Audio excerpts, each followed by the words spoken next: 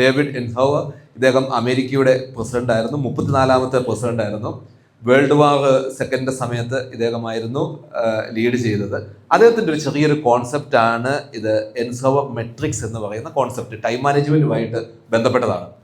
അതായത് ഇവിടെ ഒരു കാര്യം എഴുതിയിട്ടുണ്ട് ഇമ്പോർട്ടൻ്റ്, ഇവിടെ ഒരു കാര്യം എഴുതിയിട്ടുണ്ട് അർജൻറ്റ്. ഒരു കാര്യം ഇമ്പോർട്ടൻറ്റും അർജൻറ്റുമാണെങ്കിൽ ഡു ഇറ്റ് നൗ എന്ന് പറയുക. ഇദ്ദേഹത്തിൻ്റെ ഒരു കോൺസെപ്റ്റാണ് ടൈം മെട്രിക്സ് എന്ന് പറയുന്നത്. ഒരുപാട് പേര് ക്ലാസ്സൊക്കെ എടുത്തിട്ടുള്ള കാര്യമായിരിക്കും, എങ്കിലും ഒരു ഓർമ്മപ്പെടുത്തൽ മാത്രമാണ് ഇതെന്ന് പറയുന്നത്. Do it now. ഏതെങ്കിലും ഒരു കാര്യം വളരെ ഇമ്പോർട്ടൻ്റ് ആണ്, വളരെ അർജൻറ്റാണ്. ഉദാഹരണം പറഞ്ഞു കഴിഞ്ഞാൽ നമ്മുടെ മീറ്റിങ്ങിന് വരിക എന്നുള്ളത് വളരെ ഇമ്പോർട്ടൻറ്റും വളരെ അർജൻറ്റുമാണ്. അതിനുള്ള കാര്യങ്ങൾ ഇപ്പം തന്നെ ചെയ്യുക.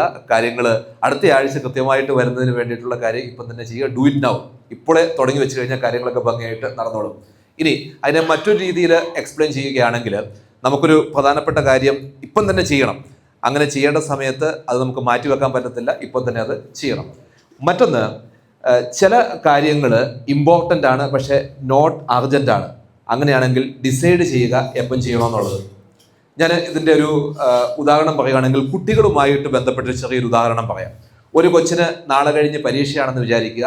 നാളെ കഴിഞ്ഞത്തെ പരീക്ഷ എന്ന് പറയുന്നത് ഇമ്പോർട്ടൻറ്റുമാണ്, അർജൻറ്റുമാണ്. അതുകൊണ്ട് കൊച്ചെന്ത് ചെയ്യണം? ഇപ്പം തന്നെ ഇരുന്ന് പഠിക്കണം, ഡൗട്ടില്ല. എന്നാൽ ഈ കൊച്ച് പഠിച്ചുകൊണ്ടിരിക്കുന്ന സമയത്ത് കൊച്ചിൻ്റെ അമ്മ ഇങ്ങനെ പറയുകയാണ്, എടാ നമുക്ക് അങ്കിളിൻ്റെ വീട്ടിൽ വരെ ഒന്ന് പോകണം. അപ്പോൾ കൊച്ചു പറഞ്ഞു, അമ്മേ എനിക്ക് നാളെ കഴിഞ്ഞ് പരീക്ഷയാണ്, പരീക്ഷ കഴിഞ്ഞിട്ട് നമുക്ക് അങ്കിളിൻ്റെ വീട്ടിൽ പോകാം. അമ്മ പറ എന്നാ പോണ്ടിയെന്ന്. അപ്പോൾ എന്ത് ചെയ്തു? ഡിസൈഡ് ചെയ്തു എപ്പോഴാണ് ചെയ്യേണ്ടിയെന്ന്, പ്ലാൻ ചെയ്യുന്നു. അപ്പോൾ ആ ഒരു ഏരിയയിലാണ് നമ്മൾ എന്ത് ചെയ്യേണ്ടത്? പ്ലാനിങ്ങും കാര്യങ്ങളൊക്കെ ചെയ്യേണ്ടത്.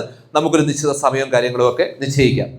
ഇനി ഇങ്ങനെ പോകുന്ന സമയത്ത് നോട്ട് ഇമ്പോർട്ടൻറ്റ് പക്ഷെ അർജൻറ്റ്, മറ്റൊരാളെ സംബന്ധിച്ചിടത്തോളം ഒരാൾക്ക് ഒരു കാര്യം വളരെ അർജൻറ്റാണ്, പക്ഷെ നമ്മളെ സംബന്ധിച്ചിടത്തോളം എന്തല്ല, അത് അത്ര വലിയ ഇമ്പോർട്ടൻ്റ് അല്ല. അങ്ങനെയുള്ള കാര്യങ്ങളിൽ ഡെലിഗേറ്റ് ചെയ്യുക. ഉദാഹരണം പറഞ്ഞു കഴിഞ്ഞാൽ, ഈ കൊച്ച് ഇങ്ങനെ പഠിച്ചുകൊണ്ടിരിക്കുന്ന സമയത്ത് അമ്മ പറഞ്ഞു, പോയി കുറച്ച് പഞ്ചസാര മേടിച്ചുകൊണ്ട് വാടാ എന്ന് പറഞ്ഞു. അങ്ങനെ പറഞ്ഞ സമയത്ത് അമ്മ പറഞ്ഞടാ, അമ്മയോട് കൊച്ചു പറയുകയാണ്, ചേട്ടായി അവിടെ നിൽപ്പുണ്ടല്ലോ, എനിക്ക് പഠിക്കുക എന്നുള്ളതാണല്ലോ ഇമ്പോർട്ടൻറ്റ്, ചേട്ടായി ഒന്ന് പറഞ്ഞു വിടാവോ എന്ന് പറഞ്ഞു വിടുകയാണെങ്കിൽ ഡെലിഗേറ്റ് ചെയ്യുകയാണ് ചെയ്യുന്നത്. വളരെ സിമ്പിൾ ഒരു എക്സാമ്പിളാണ് ഞാൻ പറയുന്നത്. അതിനുശേഷം ഈ കുട്ടി ഇങ്ങനെ പഠിച്ചുകൊണ്ടിരിക്കുന്ന സമയത്ത് ഒരു കൂട്ടുകാരൻ വന്നിട്ട് ഇങ്ങനെ പറയുവാണ്, നമുക്കൊരു സിനിമയ്ക്ക് പോയാലോ. പഠിച്ചുകൊണ്ടിരിക്കുന്ന സമയത്താണ്, നാളെ കഴിഞ്ഞാണ് എക്സാം. അപ്പോൾ ഈ കൊച്ച് എന്ത് പറയുന്നു? എനിക്ക് സമയമില്ല, പരീക്ഷയ്ക്ക് പഠിക്കണം, ഡിലീറ്റ് ചെയ്തു, അല്ലെങ്കിൽ ഡംപിറ്റ് എന്നാണ് പറയുന്നത്. അപ്പോൾ ഇമ്പോർട്ടൻറ്റും അർജൻറ്റുമായിട്ടുള്ള കാര്യങ്ങൾ നമ്മൾ ഇപ്പോൾ തന്നെ ചെയ്യുക. അതിനു വേണ്ടിയിട്ടുള്ള കാര്യങ്ങളൊക്കെ ഇപ്പോൾ തന്നെ ചെയ്യുക. ഇമ്പോർട്ടൻറ്റും നോട്ട് അർജൻറ്റുമായിട്ടുള്ള കാര്യങ്ങൾ അത് എപ്പോൾ ചെയ്യണമെന്ന് തീരുമാനിക്കുക. ഇമ്പോർട്ടൻറ്റും അർജൻറ്റുമായിട്ടുള്ള കാര്യങ്ങൾ പ്രത്യേകിച്ച് മറ്റൊരാൾക്ക് അങ്ങനെയാണെങ്കിൽ അത് ഡെലിഗേറ്റ് ചെയ്ത് കൊടുക്കുക. നമുക്ക് തന്നെ ഇത് ചെയ്യാൻ പറ്റണമെന്ന് നിർബന്ധമില്ല. നമുക്ക് ഇമ്പോർട്ടൻ്റ് അല്ല, പക്ഷേ വേറൊരാളെ സംബന്ധിച്ചിടത്തോളം അത് അർജന്റ് ആണെങ്കിൽ എന്ത് ചെയ്യുക? ഡെലിഗേറ്റ് ചെയ്ത് കൊടുക്കുക. ഇനി നമുക്ക് ഇമ്പോർട്ടൻറ്റും അല്ല അർജന്റും അല്ലാത്തൊരു കാര്യമാണെങ്കിൽ എന്ത് ചെയ്യുക? ഡിലീറ്റ് ചെയ്യുക, അല്ലെങ്കിൽ ഡംപ് ചെയ്യുക. ഇതാണ് ഈ ഒരു മെട്രിക്സിന്റെ പ്രത്യേകത. ഇത് ഏത് ലെവലിലുള്ള ആൾക്കാർക്ക് വേണമെങ്കിലും ഉപകരിക്കുന്ന കാര്യമാണ്.